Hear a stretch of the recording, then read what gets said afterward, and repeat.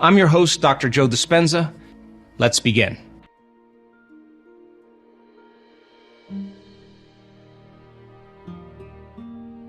So people get very happy being unhappy because they would rather cling to their unhappiness than take a chance in possibilities. So stepping into that river and beginning to make a new choice and understanding that that uncertainty, that unpredictability is the unknown. Now you're in that river of change, and it is the neurological, the biological, the chemical, hormonal, genetic death of the old self. And people say to me, well, if there's uncertainty, I can't predict my future. And I always say the same thing. The best way to predict your future is to create it, not in the known, right there.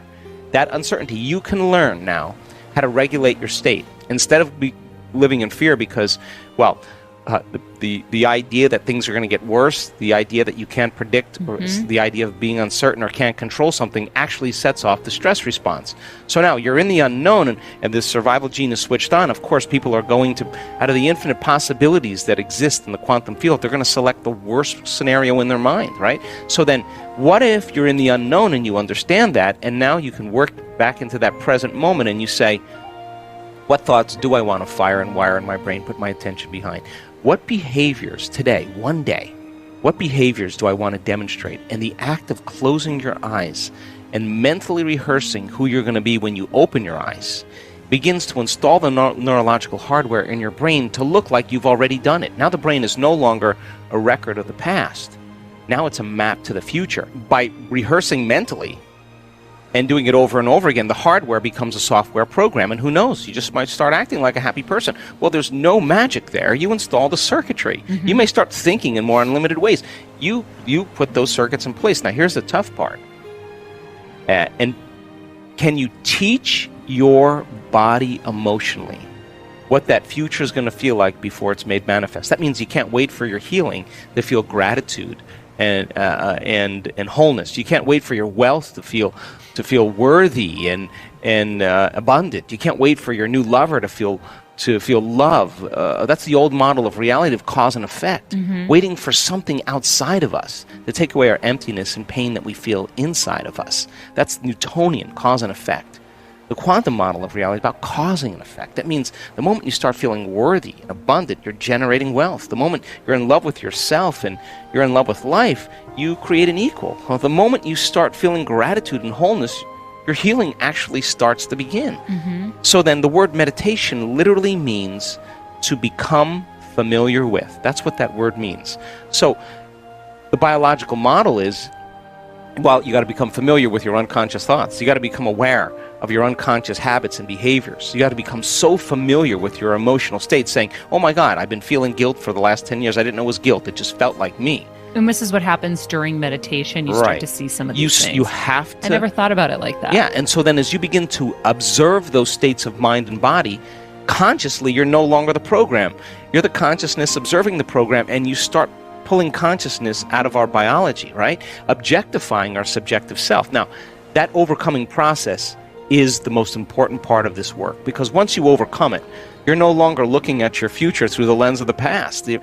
In your brain and in your body, chemically and emotionally, you're seeing possibilities. So then it's natural, once you've disentangled from those programs, to start thinking differently, to start acting differently, to start feeling differently. And as you start thinking differently, firing and wiring, and you start installing the circuits and rehearsing who you're going to be, you start behaving differently, you start feeling differently, you keep doing that, it's going to become familiar to you.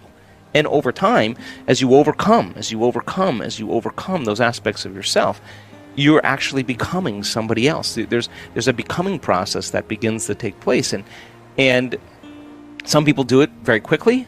Other people, it just takes some time. But once you understand the formula, and once you understand what it all means, you start seeing people make some pretty big changes. Does the fake it till you make it thing work? No, I'm not about positive thinking. People can think positive with the 5% of their conscious mind, but they're feeling negative for the last 40 years. That thought's never going to go anywhere. It's about changing your state of being. It really is. We're habituated.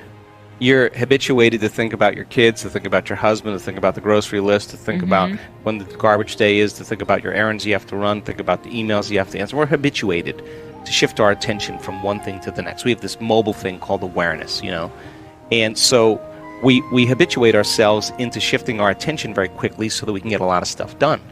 And when you do that, your brain waves kind of amplify into a higher aroused state called high beta brain waves. And that's good. That's good if you need to be alert. But as those thoughts come in, I don't really care that they come in. I'm just noticing they're coming in, but they're not the thoughts I want to put my attention on. So as you begin to have those thoughts coming in and you start applying a way to change your brain waves, in the beginning, just like when you work out, in the beginning, I don't want to do this, it hurts, and then halfway through the workout, you're totally involved in it, and your fatigue is gone, you're not thinking about anything else, you're clear.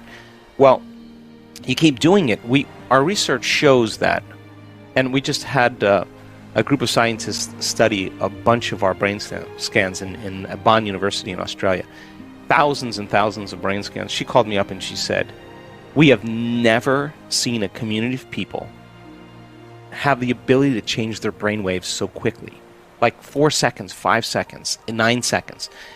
They've practiced it enough times that they know how to silence the critic in their brain. That thinking is the analytical mind. And as you learn how to change your brain waves, that default mode network, that voice in your head goes away. And our research shows that it goes away during the meditation, and then it goes away for the majority of the day. So nobody's saying to you, you can't, it's too hard, you're too much like your mother, you're never going to change, it didn't work last time. That's silenced in the brain. So it's not so much that you have to try to get those thoughts out of there. You just know that they're going to come, and you keep directing your thought at something else, and you keep applying the formula. Sooner or later, the chatter just goes away, and that's the relief. And you practice it, then you know when you're there and you know when you're not. And so when I do my inner work, the most important thing for me is to settle into that present moment, because when there's significant biological changes that are taking place in the brain and the heart, sometimes you feel so amazing you don't want anything any longer. You feel like you have everything, and that's what I call the natural state of being. There's coherence, high level of order in the brain. The brain is synchronized, it's orderly. The heart is synchronized, it's orderly, it's driving new energy to the brain. Once energy moves into the heart, our research as well as other research shows that it amplifies energy into the brain. Now you have a different awareness. You're feeling differently, you're thinking differently, because you're at a different level of consciousness. So getting to that point where you're self-regulated, you no longer live in lack, you no longer live in separation. In fact, you're no longer needing anything out there to bring you joy or happiness. It's actually coming from within. So now you're more tolerant with people, you're less reactive, you don't really want to emotionally react because you like the way you feel. And our research shows that people's oxytocin levels, their love chemicals, are way higher than the average person. Well, that's because you are what you practice. So every day they practice opening their heart. In survival, in stress, not a time to open your heart, right? It's time to run, fight, or hide. Yeah. So we close that down. We stop trusting that, and we stop trusting ourselves, and no energy is in there. And so, of course, there's all kinds of health conditions that are a result of that. So then you practice opening your heart every day, and you say, I'm not getting up till I feel like I'm in love with life. Well, now the game is on. You're out of the bleachers. You're on the field. And in the beginning, it takes a little work, but over time, you start practicing that. All of a sudden, when you feel that way, and you're no longer needing it from your outer world, you're going to be more unconditional with everybody in your life, because you're not going to want to lose this feeling. You're going to say, I feel so good that I'll forgive you. I don't really care, because nothing's worth losing this feeling. And so people work for it, and they covet it, and they learn how to maintain it. And it's not just about doing the meditation and then getting up and getting on the freeway and flipping people off or judging your coworker the next moment. You're doing that meditation to change your state of being, and then your job is to maintain that modified state of mind and body your entire day. And when you do, get ready. Something unusual, something different, some synchronicity, some coincidence, some opportunity is going to show up in your world. That's the law.